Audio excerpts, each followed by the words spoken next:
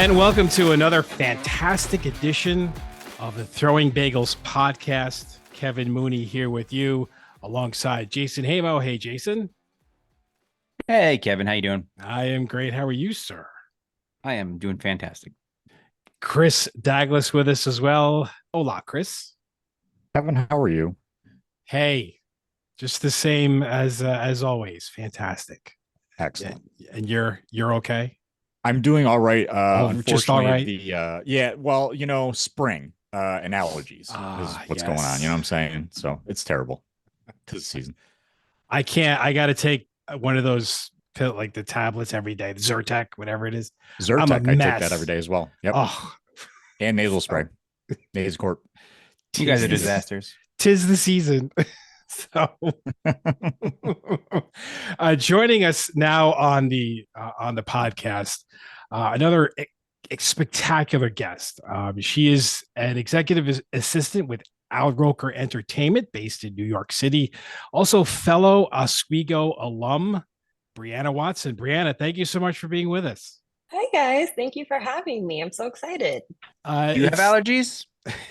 No, but it's so funny how you mentioned Zyrtec, because literally about 10 minutes before I turned on my computer, I had to pass the Zyrtec to my dad because allergies get him every year. See? So it's terrible. Yeah. There you go. Yeah. It's terrible. Just checking in.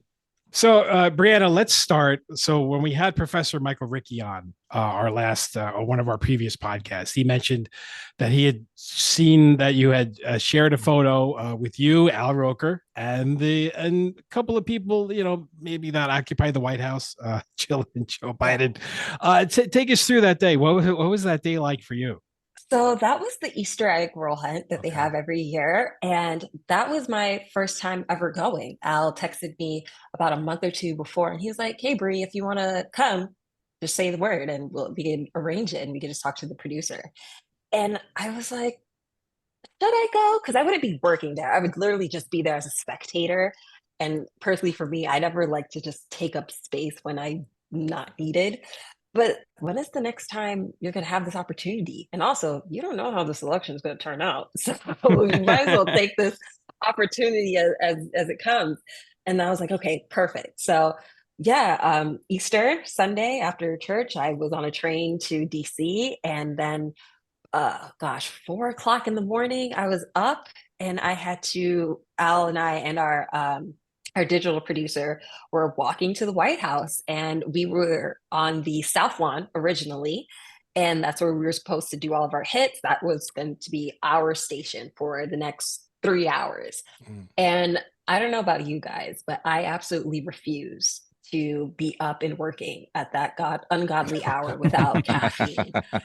And so I remember talking to one of the assistants, like the White House assistant, saying like, "Hey, is there any way I could get some caffeine?" And of course, I'm not selfish. I have to, get it for our crew or, figure out how to do that. And it was about 15 of us. And she was like, "Yeah, sure. Let's go to the Eisenhower office building to go get some coffee and, muffins for everybody." And I was like, great. It was me, her, and our digital producer and somebody else. We all go to get coffee and stuff. And at this point, it's like 7 o'clock. Yeah, like 7 a.m. So the Today Show's already started. He's done probably a hit or two. And, it's also pretty gray. It's not that cold, but it's pretty gray out. And we were getting a little bit of rain, a little bit of drizzle. And I was like, oh, this kind of sucks. But, volunteers are already coming in and, they're pretty much just setting up. So we're at the Eisenhower building and for about 20 minutes. And all of a sudden we have a whole bunch of people coming inside and we're like, what's going on? And it turns out it was just crazy raining, like pouring, that they had to escort all the volunteers. And at this point, it's about hundreds, if not thousands of people that they had to escort inside. Oh, no. And then at this point, the assistant, she comes up to me, she comes up to me and says like, "Hey, because of the rain, we moved from the South Lawn all the way up to the balcony of the White House. So that's where we're heading to now."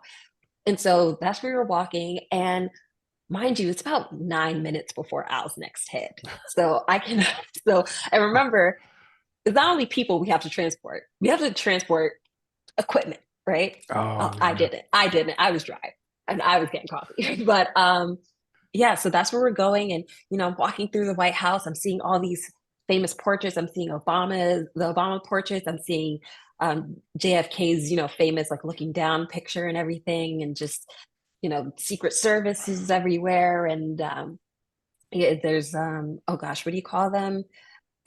Band members, preparing and Mhm. everything. And so we get up to the balcony. Again, this was like 9 minutes record time that they had to travel from South Lawn up to the balcony. And, you know, they do it record time, they get it done. And then at this point, I remember Joe Biden's assistants coming up to us saying, like, hey, do we have tape for her mic and everything? And we do, but it's black and what was she wearing? Like Joe Biden, she's wearing like a bright pink suit. And so there's running back and forth, like, okay, what is going to look so distracting on camera if we put a black tape on her? We don't have flesh colored or whatever. So this is going for about a good 15 minutes or so. Mind you, they have to be live on air. And I forgive me on the times because I don't remember, but like, let's say they have to be on air at like 7:30. It's like 7:10 right now. What's going on? So while all this is going on, Al comes up to me and he's like, Bree, I'm putting you in charge of taking photos. And I'm like, got you. Let me just do what I have to do.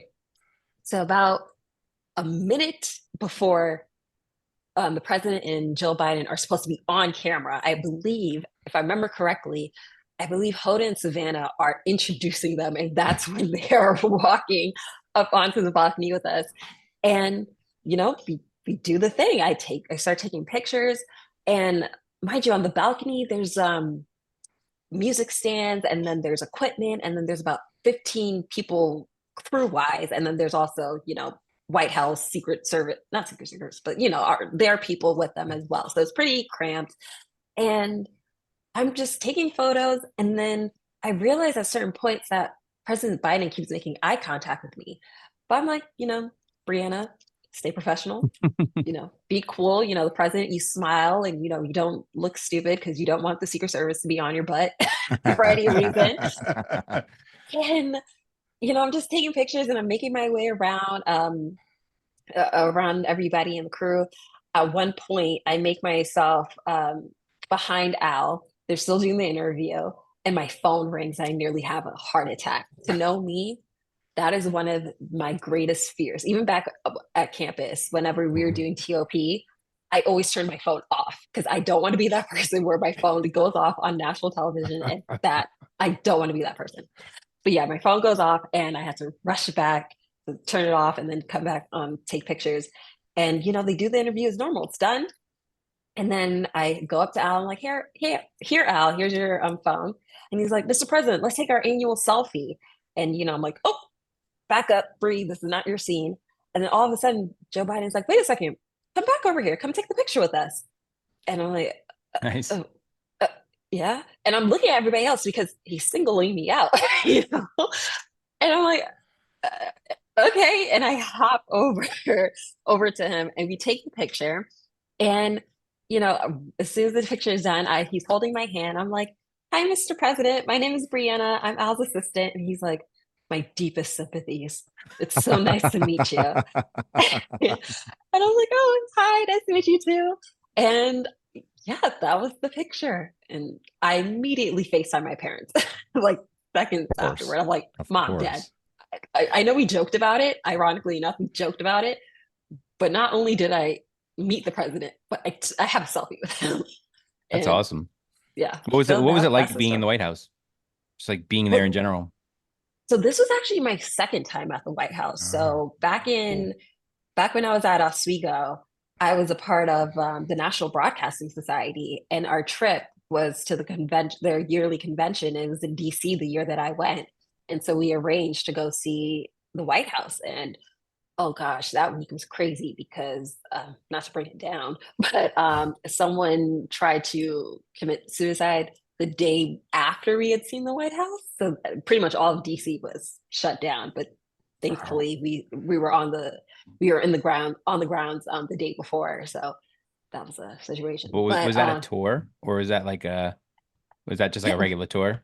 It was just a regular tour. Yeah, we just regularly went in. I believe Trump was there that day. I don't remember, but I don't know if it was just necessarily the day that we were there, but I remember everything being tented up pretty heavily.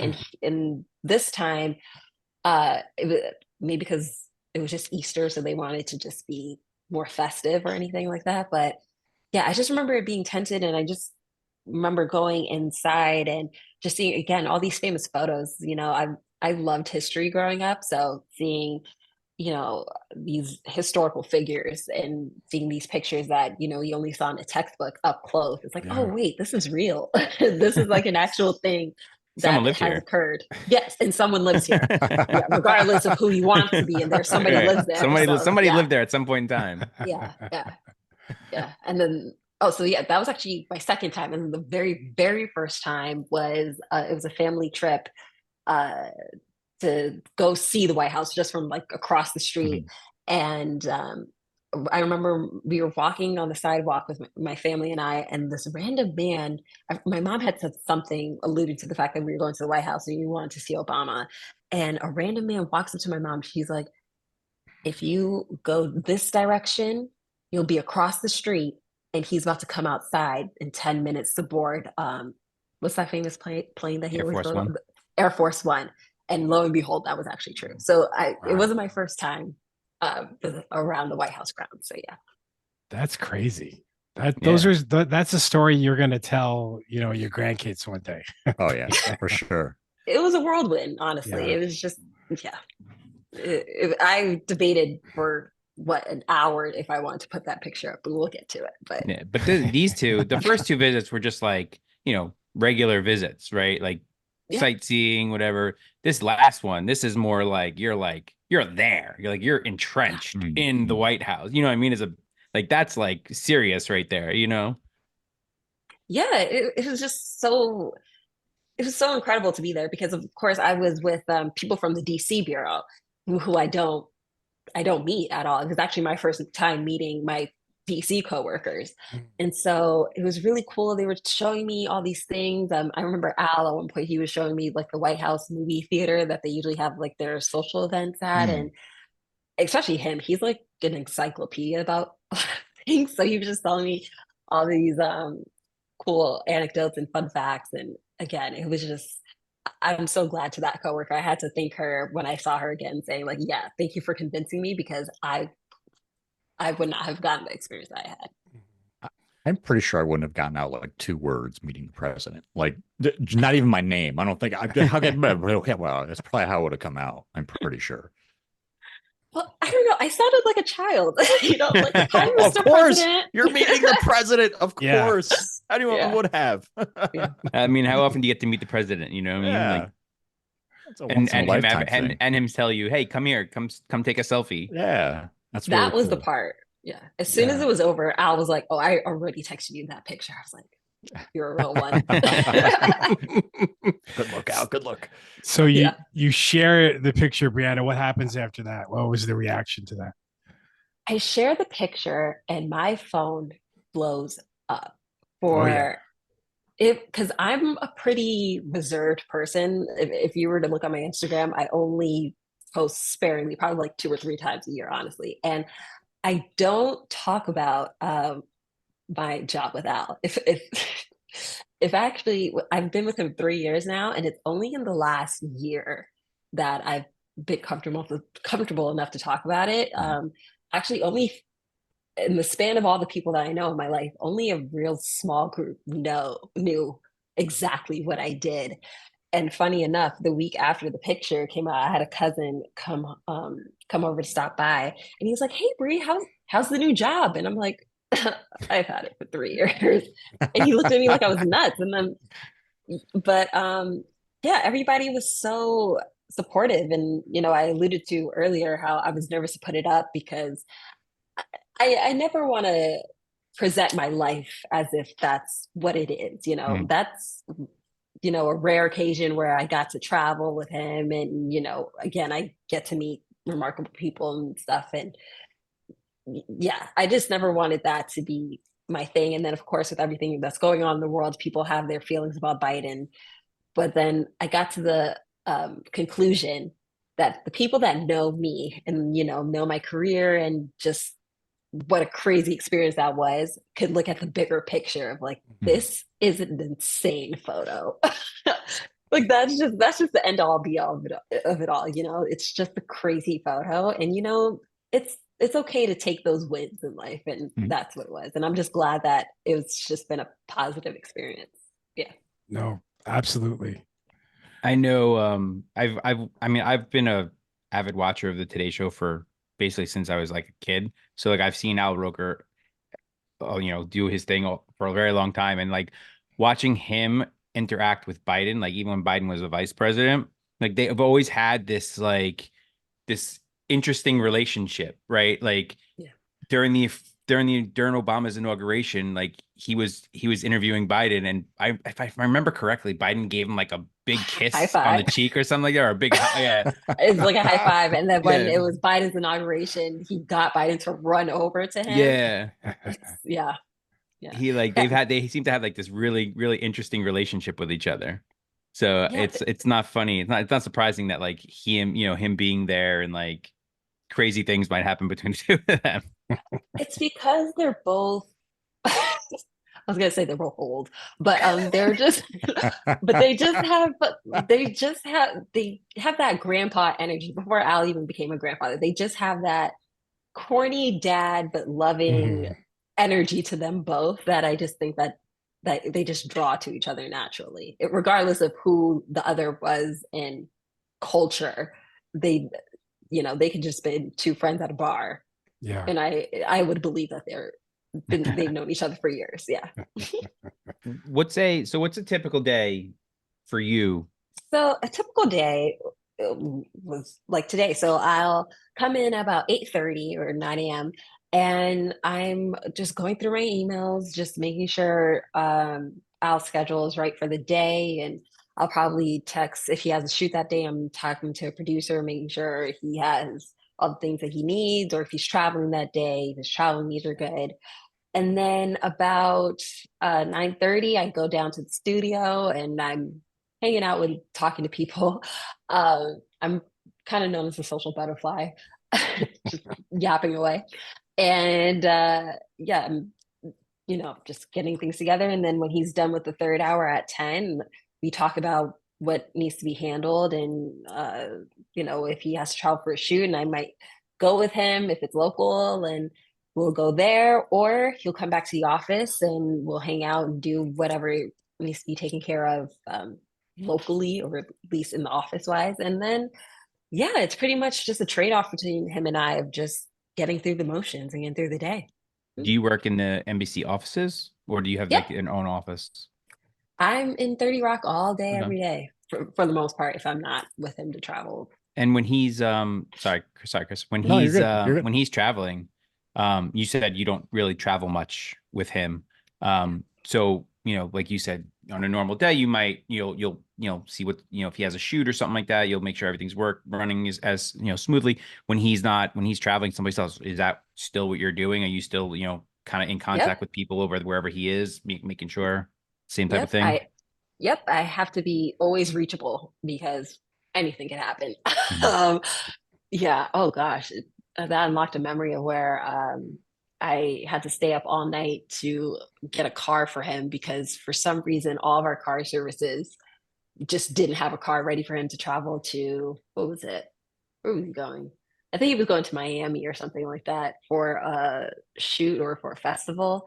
And it was Oscars night. Yeah, Oscars night. Had to stay up all night trying to arrange a car for him. And I eventually did, but stuff like that's very rare. That's only ever happened once. But yeah, I'm always reachable by phone, and I'm just making sure that the producers have him when he needs to be at a location at a certain time, and that his flights are good. And that's pretty much it. So you're on call all the time. He actually texted me like right before this, and I was like, okay, do we have to like start later? But no, it was fine. You should have told him. I'm doing a podcast with a bunch of Oswego grads. Yeah. I told him when I first got Kevin's email. I was like, alumni want to talk to me about me and you. Is that cool? And he was like, oh yeah, you can rag on me all you want. And I was like, okay, say less. You should have brought him with you. Seriously. I know. I'm sorry. I'm sorry.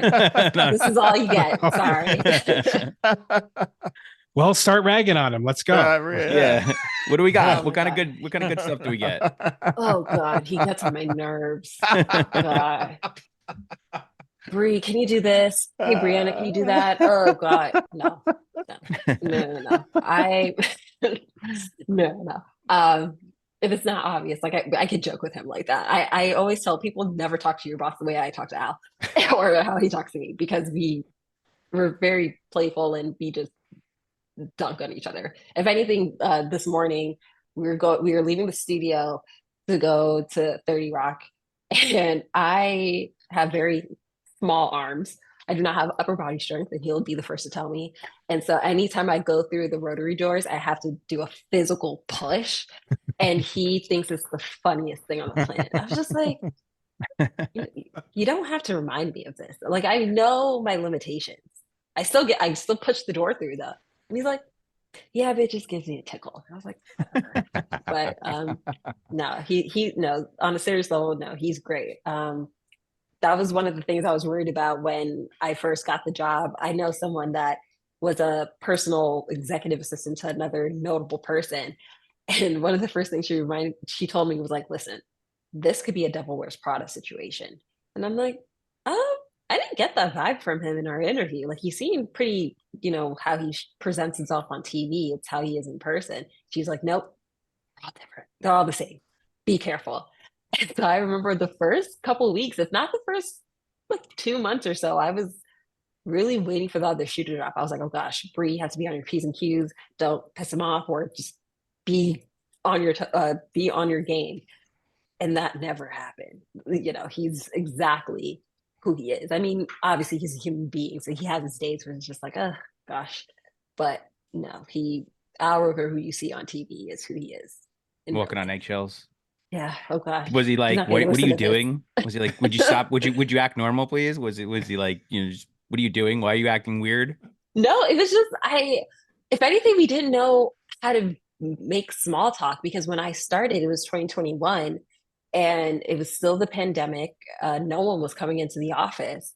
And so I would come in once a week on a Monday, and I would only see him really for about 20-30 minutes until he was gone off to do whatever it is. And again, we'd only see each other that one day for 20-30 minutes. So what kind of rapport do we really have? So yeah, I remember our small talk was really odd, but we worked through it now. But yeah, that was interesting.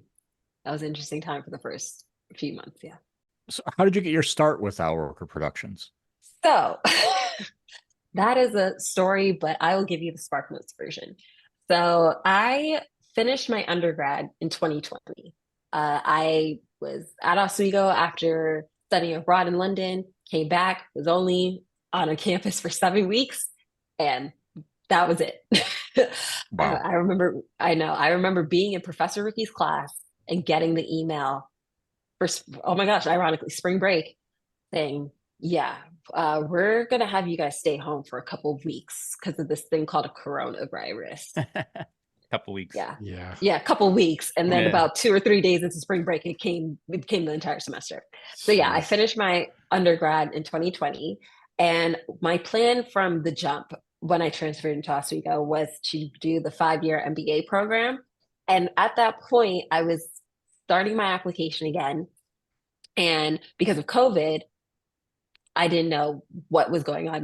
For the MBA, you have to take the GMAT, the test. And at that point, the GMAT wasn't even being offered, or again, everything was up in the air. And at that point, I was kind of frustrated because I was like, oh gosh, I feel like I've been delayed like 2 or 3 times at this point. Like, do I even really want this darn degree? What's the point? So I ended up taking a year off just to figure my life out. And then, what was it? January of 2021, I was like, you know what? No, I've come this far. I'm going to do it. And so I signed up for the GMAT online test. And that's what they were offering at that point. And the first time I took the test online, looking back at it now, I understand what happened, but I'm taking the test, and in the middle of it, my computer conks out. No Oh, no. way. And I'm like, what's going on? What? And then all of a sudden, my computer comes back on like nothing happened. And then it gives me a score. And I'm like, I didn't finish the test. It's the writing section where you have to like write an essay, whatever. And I'm like, that's the only section I didn't do. What's going on? Looking back now, they weren't doing the essay section for the online version of the test. But I didn't know that at the time. Jeez. What a mind bleed, man. Oh, I know. goodness. Oh my gosh. I literally walked into my parents' room and I was like, so guys, guess what happened? So yeah, that happened. And then so I'm freaking out. They gave in about 2 days later, they give me a score. And I'm just like, I something's wrong with the test. What's going on? This is ridiculous. I need to take this test over. So for the GMAT, you can't take it the day after. You have to wait about 2 or 3 weeks. And so I'm like, oh gosh, the semester's about to start, but by the time I get it, by the time I take it, I should still be all good because all the rest of my materials are in. So let me just take the test again. And my score wasn't a bad score, but I didn't want to give the admissions office a reason to say no, especially if I come this far along and everything. So I was like, let me just take it a second time. So I take the GMAT, or I plan to take the GMAT a second time. It's 12 o'clock at night. And for the online version, they make sure you have your camera on so somebody is monitoring you the entire time. And the proctor was not that inclusive. Let's just put it that way. And so before I could even take the test, she revokes it. Mind you, I just bought a brand new computer just to make sure that this test would go smoothly. So they revoked my test and I'm like, okay, what am I supposed to do? What's going on? And so later that morning, again, this is 12 o'clock at night. So later that morning, I tell my mom what's going on. And they're like, wait, what? The semester started? If you start any later, you're going to be pushed back a whole year. Like this is now derailing your life. And so we're on the phone with the admissions office and they're pretty much trying to BS us saying like, oh, we don't recommend max for this test. And because we've been having problems and your system requirements are probably outdated. For both my computers, my computer could have more than handled it. Yeah. So yeah, they were just totally BSing us at this time. And so I'm stressing out. And then my sister comes up to me. She's like, Bree, let's go to our cousin's house in Jersey just to decompress. It's just to go there for the weekend. And at the time, my mom was very strict about us going outside because again, COVID, Yeah. stay inside. So she was like, no, Bree, just go. It's been a day. Just take your mind off of it. Just go. And so, yeah, I make it to Jersey. We're spending the day. And then it's 11:30 at night. And I'm all day on my brain. I'm thinking the NBC internship is about to close tonight at 11:59 p.m. I was planning on, signing up. It would be my second time, but, I'm not a student technically. I'm kind of in limbo. So what am I going to do? So I'm just in my room just thinking, okay, what should I do? And I thought to myself, I was like, Briana, what's the worst that can happen? You just can't do it. Whether you're not a student or whether they just don't accept you, what's the worst that can happen? But thankfully, all my information was already sent in. So I sent off the internship application at like 11:58, right before the application window is about to close. So that was a Friday. Monday, I get an email saying, oh, you've been selected for the second step in the internship program. And I'm like, this feels different. I just applied Friday. And now you're telling me I already made the second step? I didn't make it that far that first time I applied. And I remember telling my mom specifically, I was like, this feels different. We're not going to tell anybody about this. Something about this feels different. So I was like, okay. So the second step is to do a video interview. That was a Monday. So I did it Thursday night, do my video interview. And then about a week and a half later, I get an email saying somebody from the Today Show wants to interview you for an internship for a summer internship. And I'm like, oh my God, that was my number one. That was my number one choice. Oh my God, please. So yes, I'm interested. Let's set up an interview for 2 weeks later. So 2 weeks later on a Wednesday, I'm now in grad school because we got that situated. but I started a month late. So I'm just, staying up all night, catching up on assignments. And the night before, I remember thinking, I'm pretty well versed in Today Show. I've grown up in New York. I've been watching my entire life. Like, I'm pretty well versed, but let me just prepare a little bit for it. And so I remember staying up until 2 o'clock in the morning, just, do what I can. And then I go to sleep. And then my interview was at 12. And both of my parents were home. And I was like, listen, this interview is probably not going to be more than like 30, 40 minutes. So I'm just going to do the interview and then catch up on the rest of my assignments for the rest of the day. And I didn't have AirPods at the time. So I was like, hey, Mom, you want to just listen in on my interview? And she was like, okay, cool. So I remember I didn't know how to work Microsoft Teams, but I figured it out. And nobody does. Nnobody does. If you don't have Microsoft Teams, it's not Zoom. It's different. It's a different thing. A lot different. So, yeah. So, I turn it on. I figure it out, and I'm like, sorry, I had a little bit of technical issue. She's like, nope, it's totally okay. Just relax. Let's prepare for your interview. And she's looking at my resume, and she says, okay, spring 2022. So you're a junior. And I said, oh, actually, I'm in my school's 5-year grad program. So I'm finished my undergrad, but I'm just doing my grad program right now. And she was like, oh, so you're a grad student. That was the first time anybody had referred to me as such. And I was like, yeah, I am. And she was like, oh, Al Roker is looking for an assistant, and we don't usually offer that to undergrads. So I'm going to alter how I do this interview a little bit and, change this up. And I think I'm going to send off your resume to him. Would that be something that you're interested in? And I'm like, yeah, sure. She's like, okay, yeah. So we're going to change how we're doing this right now. And so interview goes as normal. And looking back, that was even like my best interview. I was just very excited and probably, hyper because of coffee. And at one point I was just blabbering away, and my mom stepped up and she was like, Bree, he was motioning to me, slow down. I'm like, Mom, I don't understand why you think that was helpful.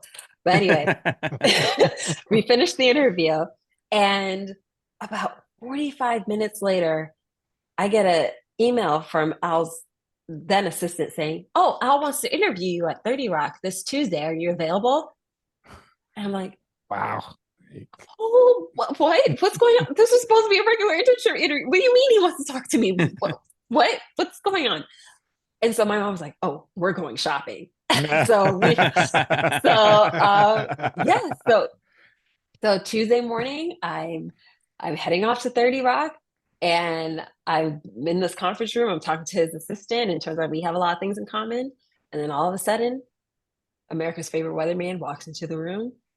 He's like, hi there, how are you? And I'm like, I'm good, thank you. And we talked for about 20 minutes, and looking back at it, he straight up said I had the job right there and then. But again, I'm not even processing what's going on. I think I told him in the interview, like, hey, even if I don't get this, I get to say I had a 20-minute one-on-one with Al Roker at the beginning of my career. So this is enough for me. And so he's like, I'll let you know by the end of the day. I'm like, great. And I remember getting on the bus thinking, Bree, I think you have a job. So fast forward 3 hours later, I'm on the couch eating crab legs with my mom. We're watching TV. And then all of a sudden, I get a call from an unknown number. I'm like, Mom, turn on TV. Turn it on. I think this might be it. And I turn it on. I answer my phone. I'm like, hello? He's like, hi, is this Briana? I'm like, yes. He's like, this is Al Roker. I'm like, oh. Hi, Al. How are you? He's like, I'm good. I'm just calling to see if you like to be my new assistant. And I'm like, yes, absolutely. Thank you. And he's like, well, I'm looking forward to working with a fellow Laker. And here we are 3 years later. So you never finished grad school? No. So I spent the first year from February all the way to December. I was a full-time grad student and a full-time employee. Wow. So you finished? I finished. It was the hardest year of my life. I'm sure. I did. Where were you going to grad school? Was it Oswego? Oswego. Yeah. Oh, okay. So they have like you were a broadcasting major, but they have like a 5th-year program for MBA. To do. Got it. Yeah. I don't think they had that when we were there. No. I don't think so either. No. We're old. Yeah. It's true. It operates as a pretty new program. So that doesn't surprise me. Yeah. when you had your interview with Al, how early did the Oswego part come up in the conversation? Immediately. Actually, the first thing he asked me, he was like, "This is not a negative, but I'm just curious why you're getting your MBA. Why would you want to do this?" And I gave him my answer. I was ready to start my life, and I have my own aspirations for why I wanted my MBA, but I'm still a broadcasting student, lover at heart. And yeah, I have so much to learn from you. Let's be real here.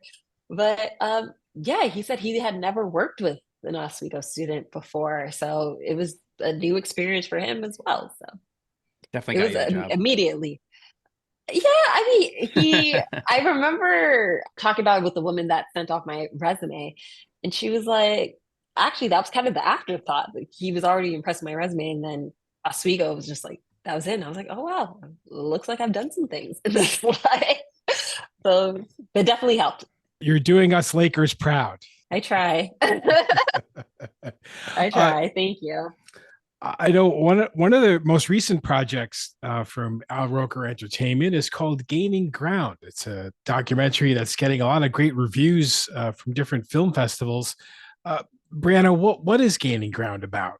So, Gaining Ground, the Fight for Black Land, it is a love project between Roker Entertainment and John Deere, the tractor company. And it's pretty much just examining our Black Americans' relationship to farming and, the history of that and how, we've kind of been sort of manipulated into losing our land. Back in 1920, there was about 20 million acres owned by Black farmers, and now it's less than 2 million. Jeez.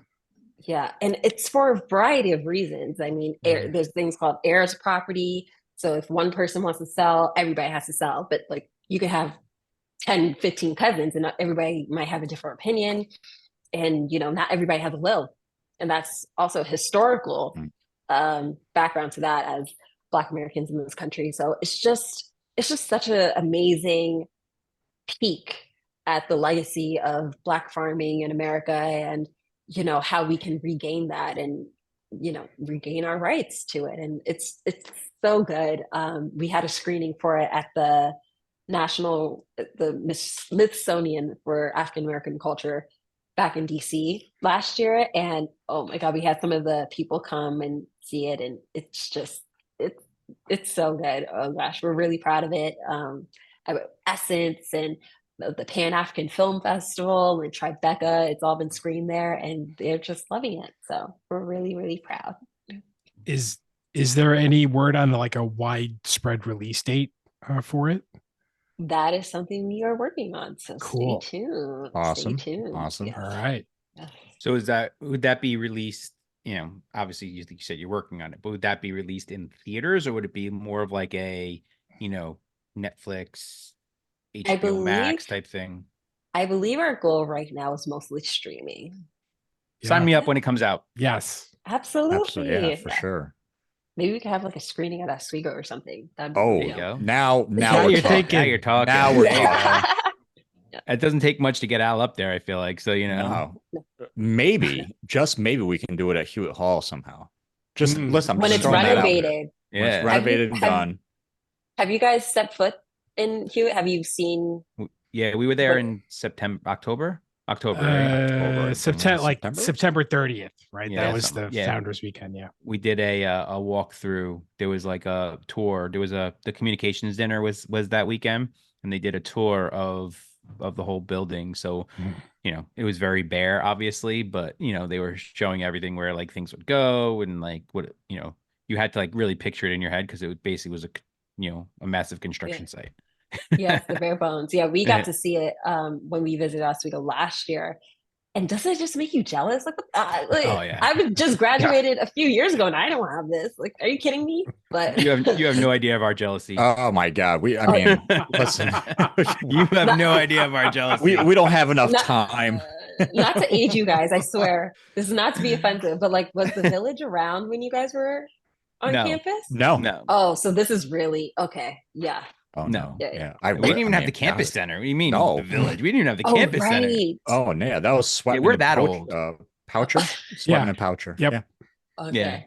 Yeah, my sister's also a Oswego grad. She's older than me, so she was still able to like see the village and campus center. So yeah. Oh, damn. I know you guys are upset. Yeah. We're not bitter. We're not No, bitter. I'm not bitter Are you that sure? you guys have like Yeah. amazing facilities in the campus center. No, not at all. Going, So what led you to go down the broadcasting route and eventually pick Oswego? So I've always loved TV. I can talk about television for days. It's quite obsessive. And I've always been a person that loves connecting with people. My ultimate dream goal is to have my own talk show one day because I grew up loving Oprah. As a 4-year-old, I would negotiate with my mom. Instead of doing my homework right away, we could go watch Oprah at 4 p.m. And it's really real. I remember when she got her ears pierced. I remember like certain interviews. I remember her 50th anniversary, birthday celebration. These are vivid memories in my development as a child. And, and I just was always just a talker, and I just loved just connection and getting to know people. And so when I was in high school, I remember thinking, okay, I could be a psychiatrist because I love also helping people, but then I still got that one-on-one talking aspect of it. But then I was like, Bree, you don't like science enough to study it for God knows how long to get that degree. So, and then I can't remember. I think I remember talking to a friend, and she was also talking about her love of TV. And I remember thinking, like, Bree, that's it. That's exactly it. Because, I always loved the theatrical aspect of television as well. And I was like, wait, this is my personality. If all the interests I'm into, TV seems to encompass all of that. So I was like, you know what? This is what I want to do for the rest of my life. And then I also like to be in charge and tell people what to do. So I was like, if I'm going to be on TV, I have to eventually make it the goal to just have my own show and be my own boss. But in regards to Oswego specifically, again, like I said earlier, my older sister went. And I remember her saying she had the time of her life, and she was also a broadcasting student. And so I remember thinking, okay, this is the perfect school for me. And it was in New York, SUNY. So it was just the perfect marriage. But I didn't get into Oswego immediately. I went to Buff State, and then I transferred in, and it was one of the best decisions of my life. And it's been working out for me so far. When did your sister graduate? What is it? I'm a freshman in high school. 2011. Yeah, 2011. No. Oh gosh, she's probably gonna be so upset. What is it? Wait a sec. Oh, you know what? I know. Kate and William have been married for 13 years this year, so that's 2011. Yep. It took me a minute, but I got there. That math thing is difficult. I get it. I'm with you. Yeah. Listen, the way 2020 to now, my concept of time is just totally messed up. But yeah. So did you ever have a graduation? Yes. Like, did you ever? Not for my undergrad, but because I wouldn't have gotten one anyway, because I was planning on being in the 5-year program. So I did get to go to graduation for grad school. Gotcha. Which was nice. Did you get like a dual thing then? Like a broadcasting / business? It's a dual degree. Yeah. But I had to go to the business school graduation, and I almost kind of wanted to fight that. I was like, at my core, I want to be at my broadcasting one, but it's a whole thing if you want to do that. Like, you have to like talk to, I don't know, like, for lack of a better word, like the judge of graduations to even do that. No, it's a real thing. I thought it would be easy, crazy. like, oh, just switch it over, but no, like, it's a pretty like governmental sort of institution that you have to go through. And I was like, I ain't got time for that. I'll just that's weird. That's too much lunacy. overreach. That's ridiculous. Yeah, it's as long as I have my degree, we're good. So yeah. Technically, aren't they at different times usually? They are at different times. I mean, that right then and there. See, I mean, purpose, perfect. You could have gone to one and gone to the other. Honestly, if it was an option, with all the things I had to go through, I would have made my family go to both. I would have gone to both. Exactly. Yes. Yeah. There you go. You're already there. Yeah. Right. Yeah. Right. Just walk across campus. Exactly. Yeah. You live 5 hours away. It's not like they're going anywhere. Right. Exactly. Yes. Where are they? Not going home? That's for sure. Exactly. Yes. You had mentioned the National Broadcasting Society earlier. What other organization were you part of while you were at Oswego? So yeah, I was a part of WTOP. I was a reporter for a year, and then my senior year, air quotes, I became a anchor, and then I that spring semester, my senior year, I wanted to start having my own show. So I did. I had my own talk show with a friend, Micah, and we had our talk show called "What's the Tea." It was only 2 episodes, unfortunately, but it was just so much fun to produce and, Mhm. talk about the things we wanted to talk about. And that's one of the greatest things I ever, one of my greatest accomplishments, if I do say so myself, for those 2 episodes. Super proud of them. What was it about? We like to call it the love child between Live with Kelly and Mark and Wendy Williams. So we wanted it to be a pop culture, thing, but also two best friends that, sip tea. We actually had a segment called Tea and Tweets where we would react to tweets, viral tweets that people made. And our first episode was about the Oscars. And this was the year when Lady Gaga and Bradley Cooper had performed Shallow. And so somebody tweeted out a picture of Lady Gaga and Bradley Cooper just being a little too close to comfort at the piano on the stage. And Bradley Cooper's then girlfriend, her name is Irina Shayk. So someone tweeted, "Oh, at that moment, Irina Shayk was Irina Shook."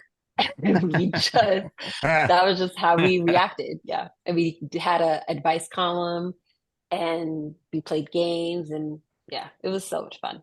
So you're a big pop culture person? Oh, I love pop culture. It's so fun. But I like pop culture with substance. And that's why I tell people all the time when I first started out, people would just look at my resume and it was all news. And it'd be ridiculous for me to disparage news because that's where I get my training from and everything. But there's something to be said of just, fun fashion. I love award season. I'm into it all. But if anything, I really, really love it when pop culture sparks a larger conversation and it's not just fluffy. That's where I want to make my career go, to make a bigger conversation, but use pop culture as the backdrop of it all. So you said you would love to have your own like talk show one day, right? Yeah. What is that like besides that? Like what are your goals? You have your MBA, you work for Roker Entertainment right now. What do you really want to like looking to do, down the road? Talk show is definitely the dream, ultimate goal. But then I love scripted television, so I would love to have my own production company where I could produce TV and probably other things. But no, TV, I truly feel like is going to be my bread and butter.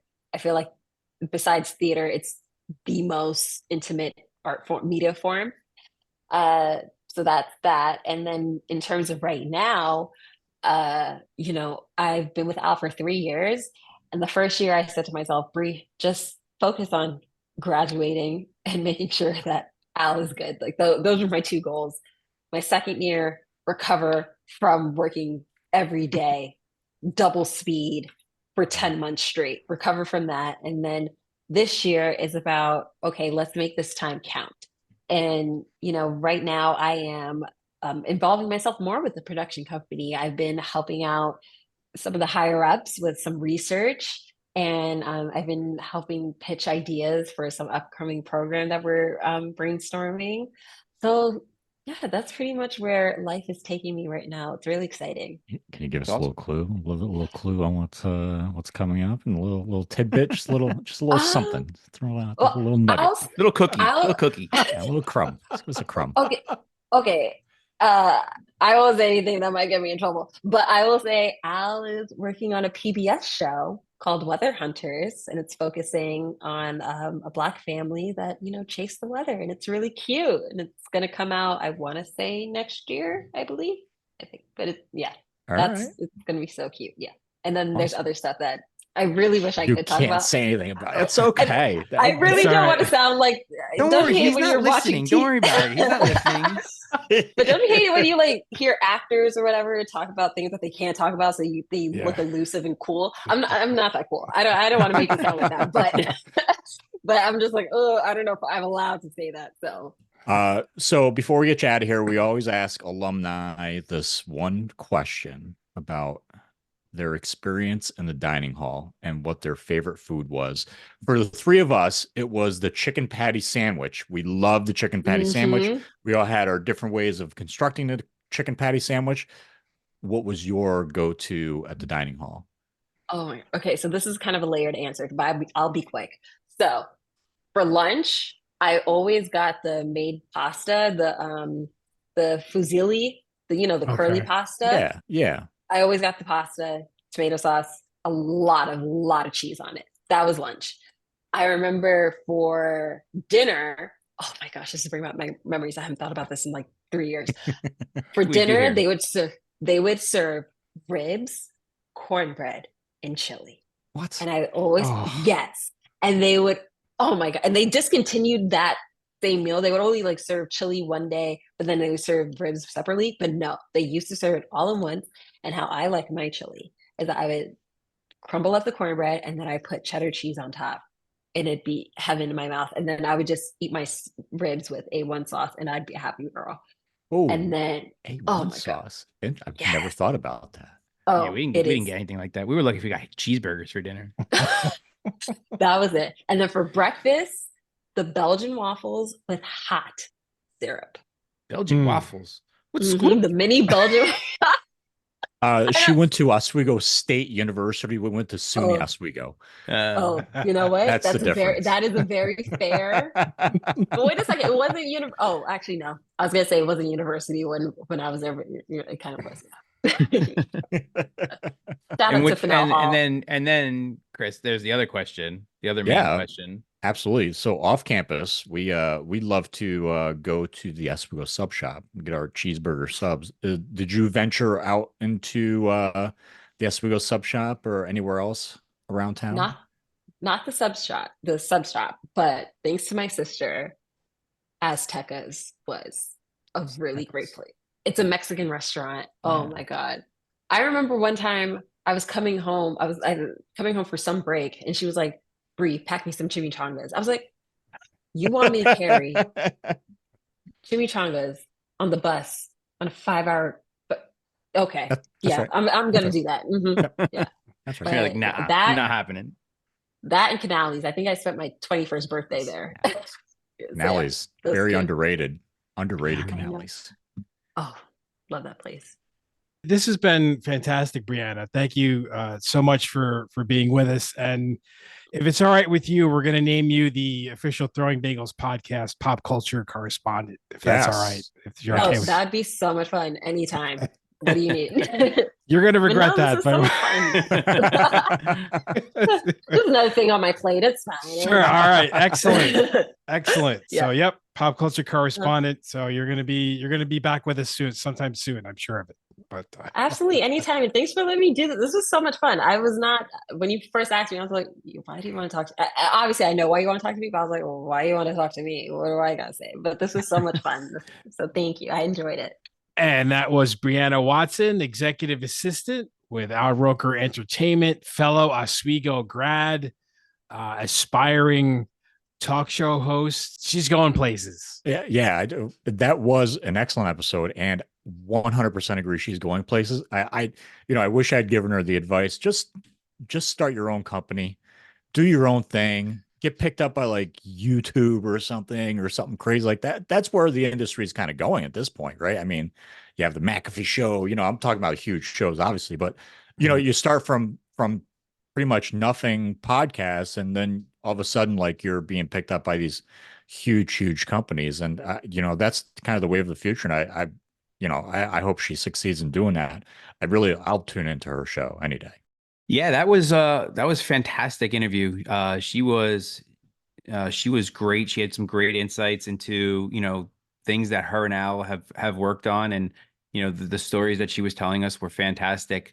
I agree. I think she's definitely going places. I'm curious to see if she, ends up getting her own talk show at some point, or, does start her own company at some point.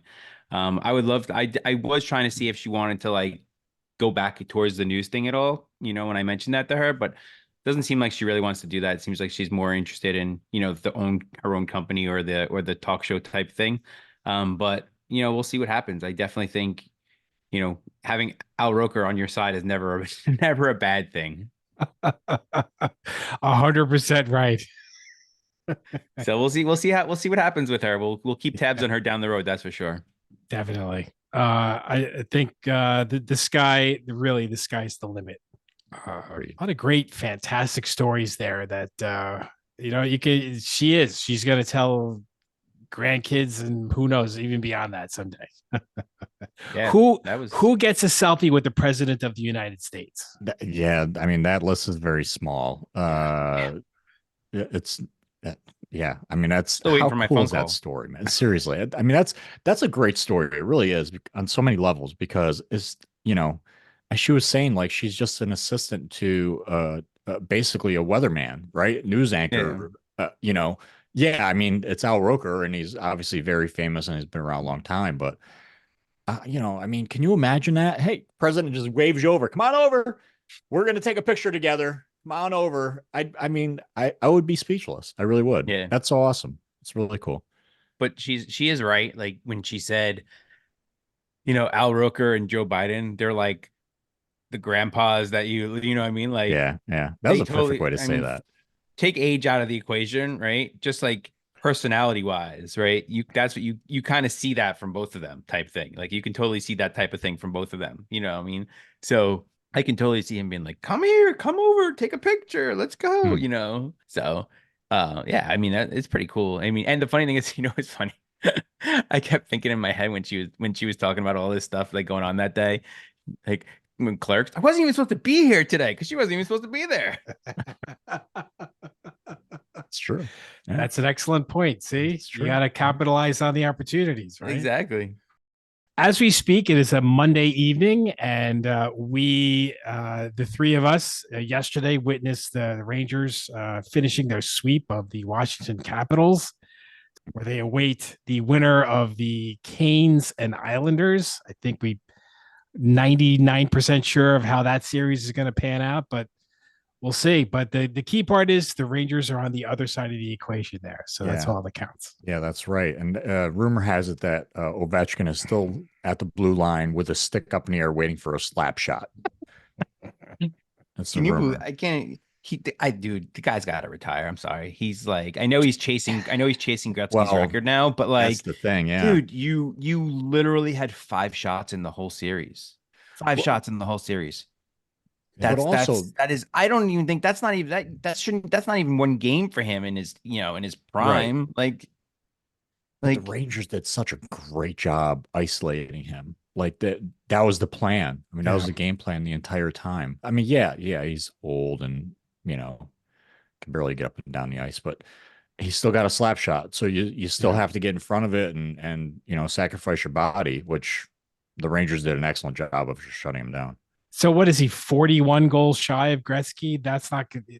Do you see him scoring 40 goals in a season anymore? No. It would take him. It's going to take him at least 2 seasons to break that record. At least. Yeah.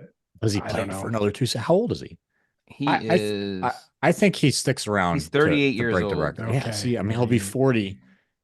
He'll break it by 40. I think he sticks around for another 2 years to do that. Okay.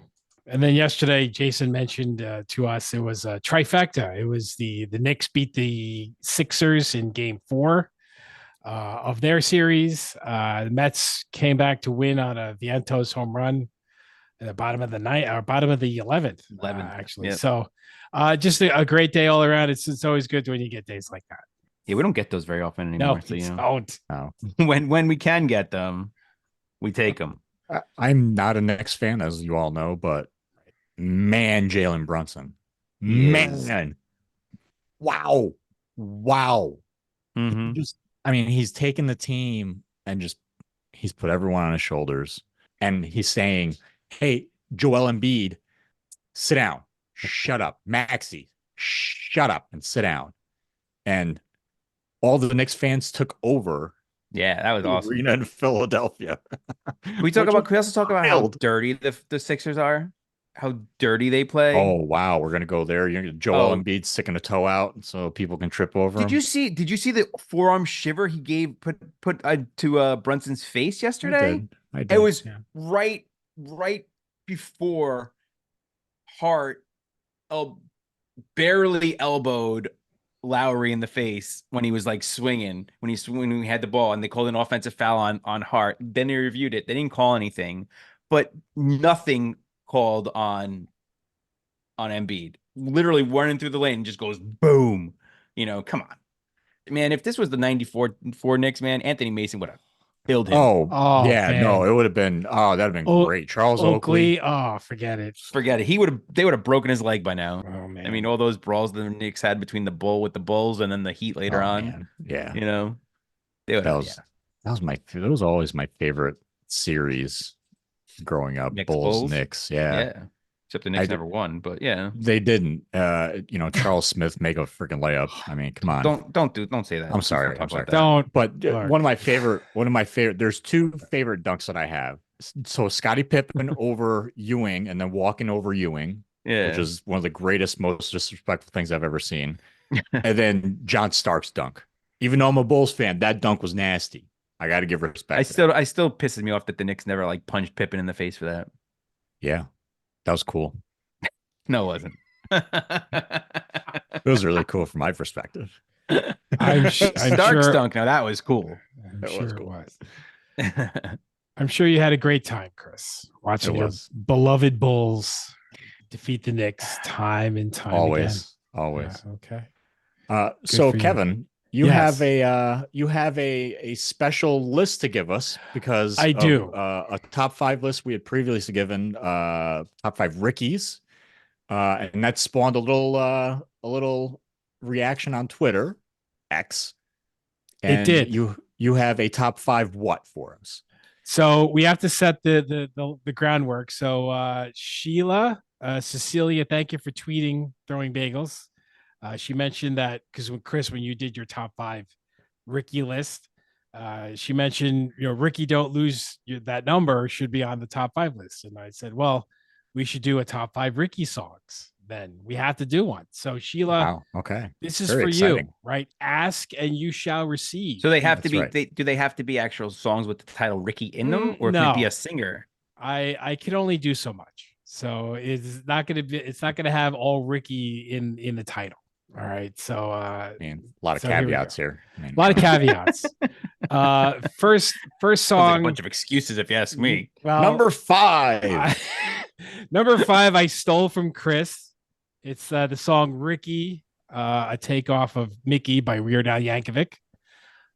Number 4, You Might Think by The Cars, which of course was written by Rick Ocasek. Number 3, Never Gonna Give You Up by Rick Astley. Rick Rolling. I mean, you have to have that on the list of top 5 Ricky songs, right? Okay. Number 2, of course, Ricky Don't Lose That Number. I had to put that on there because that's a great song. Number 2. And okay. The number 1 song, the number 1 Ricky song of all time, according to me, is Eat Your Heart Out, Rick Springfield by Mouth of the South, Jimmy Hart. You're welcome. You're welcome. That's it. Okay, then. That's great. What a number 1, huh? Wow. How about that? On that note, time to go. Could have been worse. Please follow us online, throwingbagels.com. Our email is on there, all our socials, whatever. So you know where to find us. We'll put it that way. Should know by now. You should know. If you don't know, then if you you're not don't paying attention. Look, if you're just joining us, maybe for the first time, thank you for stopping by and listening to us. Maybe you're not familiar with where to find us, and that's perfectly okay. We welcome all newcomers. That's right. You just go to our website. You'll find it all there. That's it. Throwingbagels.com. That's all you got to do. And thanks again to Briana Watson for joining us on this edition of the Throwing Bagels podcast. And our next one is on the way in another couple of weeks. It'll be a surprise. In other words, have no idea who's going to be we on have no it. idea. We have no idea. That's not true. We always know. We always know. know. We just don't want to tell you. And I had the last blog, so I think it's Jason's turn. Is it not? Someone will write something and post it. Someone will write something. That's right. Bye. See ya. Bye.